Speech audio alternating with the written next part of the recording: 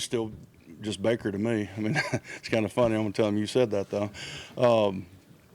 You'll probably suffer something because of that, too, by the way. But, no, Baker's going to be himself. He's not going to change for anyone. It doesn't matter. He's always going to tell you the truth. He's going to speak the truth. That's what I like about him. And everybody around him is going to know where they stand. I want all of our players to be themselves, because if you try to start being somebody you're not, you don't ever know who you are.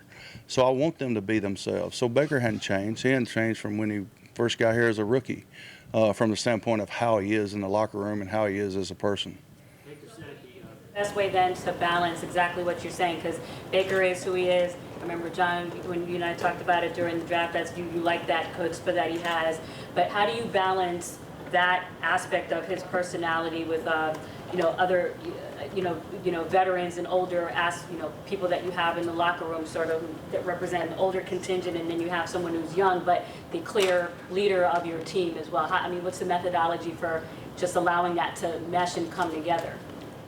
Well, I think, you're right. I want him to be who he is. But, there's also, he's a 24-year-old guy that's kind of, he's got a lot of life to live, okay? So Baker knows what he's doing. He's not a guy that's just flying by the seat of his pants. I mean, a lot of people confuse him with somebody that doesn't know what he's doing. All right, he's not like that. Now, don't ever have a misconception about that. But I want everybody to be themselves. So, and then it's up to us to determine if we like that or not. So, we like Baker. So we want him to continue doing what he's doing. I'm going to add something in here on this.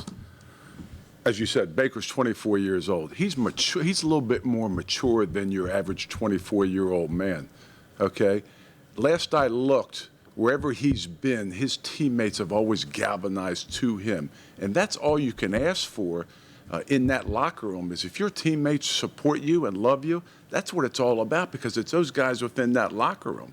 I mean, that's who he is. His competitive zeal on the field is off the chart. And you know what? His teammates respect that and love that. And I'm okay with that too, because you know what? Those guys at that position, it takes a lot of work, because it's hard to master that quarterback position. I mean, it really is. I mean, Freddie, I know you have goals and expectations for him coming for next year, but, let's see him grow. I mean, he's a second-year player, okay? That's what he is, but he's a pretty good second-year player, too. Well, there you have it.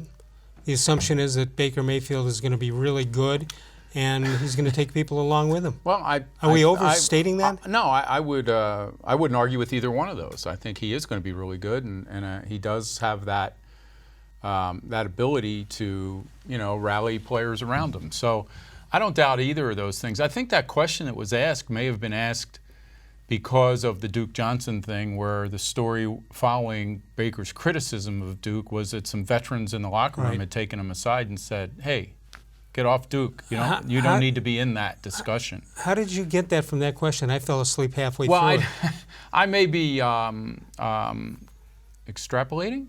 How about that? Maybe.